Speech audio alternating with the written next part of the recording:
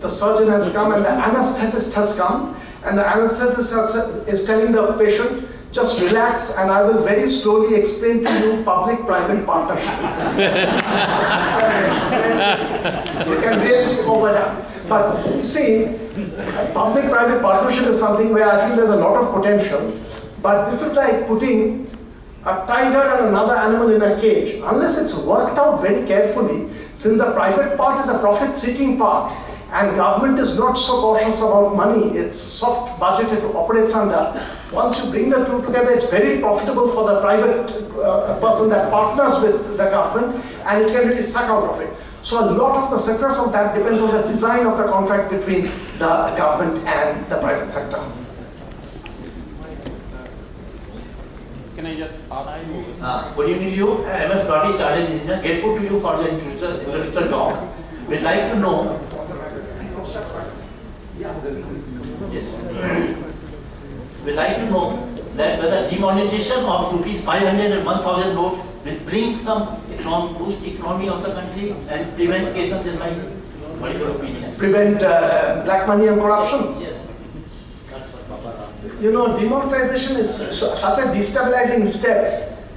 So it could have an effect, but you're going to cause a huge amount of turmoil to pull some black money out. But as long as that propensity is there for the black money, you'll pull it out once, and again people are going to build it up. So I'm not in favor of using this to do a house cleaning. First of all, you won't clean it totally.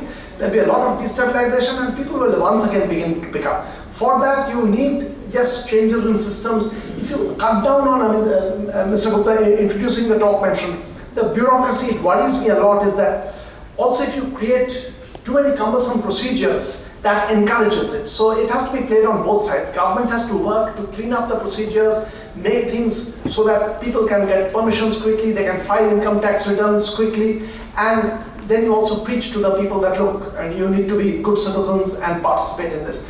Fortunately, on speed of doing things in government, now we have very good cross-country data.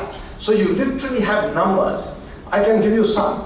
To start a new business, a small business, the paperwork you want to do in India, it takes 55 days. At one level, you can say, you know, to start a business, you do need paperwork. 55 days is not too much. But Singapore, it takes 5 days, which means it's possible to do it quicker. When a business goes bankrupt and you're closing it down, in India, it takes 8 years to do all the paperwork because workers are involved, their factory is closing down, it takes a lot of time. In Singapore, it takes 8 months to close it down. And it's not just Singapore, now there is data on Malaysia, on China, etc. Those countries do worse than Singapore, but better than India. So I feel we can do a huge amount to clean our governance and administrative structure, and keep our fingers crossed that even people will participate with the government in the project. And a bit of moral lecture I feel is worth it to remind people of their role as citizens and as ordinary human beings. Hello. My name is Anish Ansari. I'm a retired IS officer. Arjun Sen Gupta report has pointed out that about 70% population of the country earns up to rupees 20 per capita. Such a committee has pointed out that the economic condition of Muslim poor has worsened and it has reached even poorer than the condition of scheduled caste. Is there any policy package being considered by the government of India to ameliorate the conditions of the poor, especially Muslims?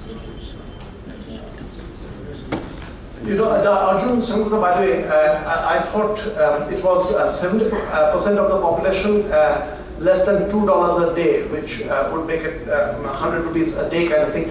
Less than 20 rupees a day wouldn't be 70% of the population. If you take India's, just to get the numbers in place, if you get the poverty line as drawn by the Planning Commission, you get a figure of 27 point some % of the Indian population being poor. If you take the cutoff of Tendulkar poverty line, you'll get 37.4 or 5% of the population as poor. NC Saxena will get you to 51%. Arjun Sangupta, who draws the poverty line higher, gets it into 70%. But it's a mammoth problem, no matter how you count. Actually, I have been sitting in on endless debates on how you count. To me, you can see it. It's a country with just a vast amount. But between groups, Muslims, Hindus, other groups, between different caste groups.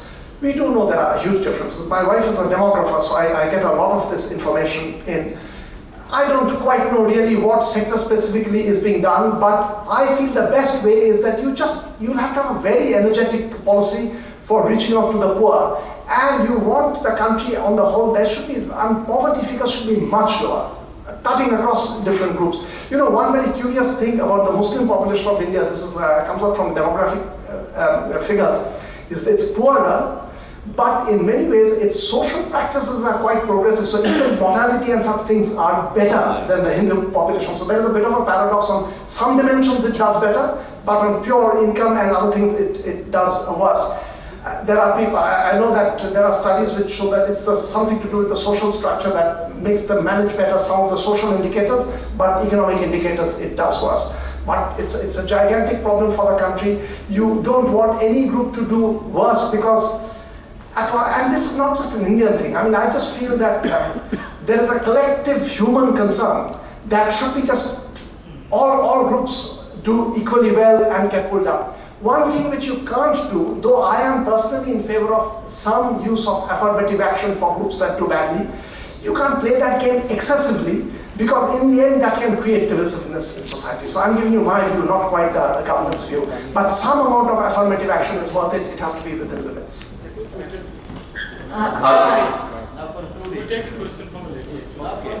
I'm Anamika Shrivastava, Program Officer with Akashvani Lucknow. Dr. Kaushik Basu, a man of totally economics, the one who paints the saris of his wife and daughter, who can write a play, words doesn't feed the poor.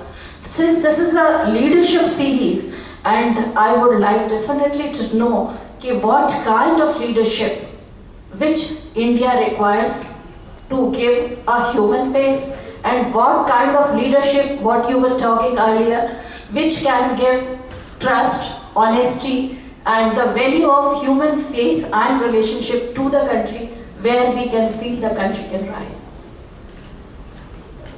You know, it's a big question. I mean, you want good leaders of personal integrity, which sets the sort of things I'm talking about the population ought to follow. You look at the leaders and you get cues out of that. Now that I'm inside and interacting with a lot, I have to say, so there are several. I can't generalize to say a majority or all, but there are several I have huge amount of respect. Individuals I'm working with in the bureaucracy, in politics. I have to say I've been coming close to them. I can see their huge personal integrity view. You just need a large mass of leaders who have those qualities. And I'm glad that there are a few who are standing out as a bit of an example so that others also feel almost shamed into believing that, look, I have to behave better because there are these leaders. I just hope, keep my fingers crossed that that group is going to spread and be a larger amount in our leadership. Also at the state levels. I mean, some state chief ministers I meet, some of them I really respect. I feel that these are people with great commitment and genuine concern for the people. Some I don't, it's a mixed bag as always. All I can say is that I hope that the stock of the better leaders, the leaders with integrity increase. Yes, sir. Dr. Basu, I am O.P. Pandey, General Secretary, UP PCL Power Engineer Association. I have a question on power allocation from central sector generation. States like UP and Bihar getting much less power in proportion to their population, in proportion to their requirement from central sector.